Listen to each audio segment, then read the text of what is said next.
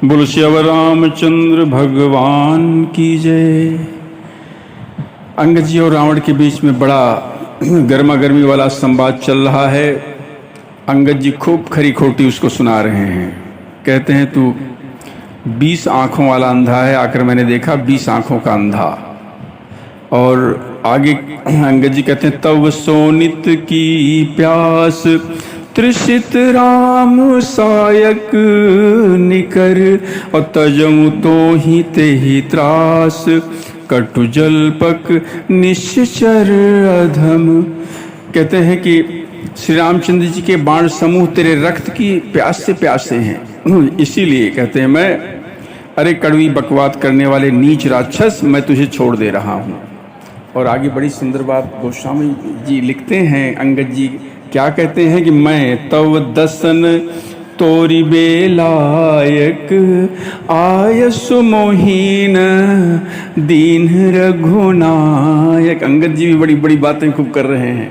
अंगद जी कहते मैं तेरे दांत तोड़ने में समर्थ हूँ, पर क्या करूँ, रघुनाथ जी ने तो मुझे दांत तोड़ने की तुम्हारी आज्ञा ही नहीं दी। असुरी सी होती दसौ मुख तोरों और लंका गही समुद्र महबोरों। बड़े वीर रस की बातें अंगद जी कह रहे हैं, रावण को सुना रहे हैं।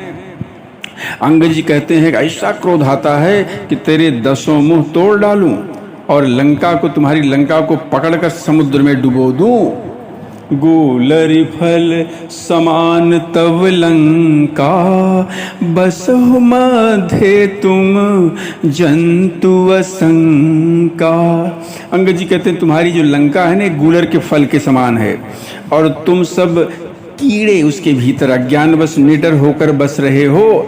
मैं बानर फल खात न बारा आयसु दीन न राम उदारा। बंदर तो बहुत फल खाते हैं, हम लोग चाहें तो तुम्हें गूलर की तरह खा लें। कहते हैं अंगद जी कि मैं बंदर हूँ, मुझे फल तो खाने में क्या देर थी, लेकिन कृपालु श्री रामचंद्र जी ने मुझे ये करने की आज्ञा नहीं दी। ऐसा करके अंगद जी निडर हैं और बड़े वीर रस की बात कर रहे हैं। अंगद जी रावण को खूब खरी खोटी सुना रहे हैं, खूब उसके मान का मर्दन कर रहे हैं। बोलो श्याम रामचंद्र भगवान की जय।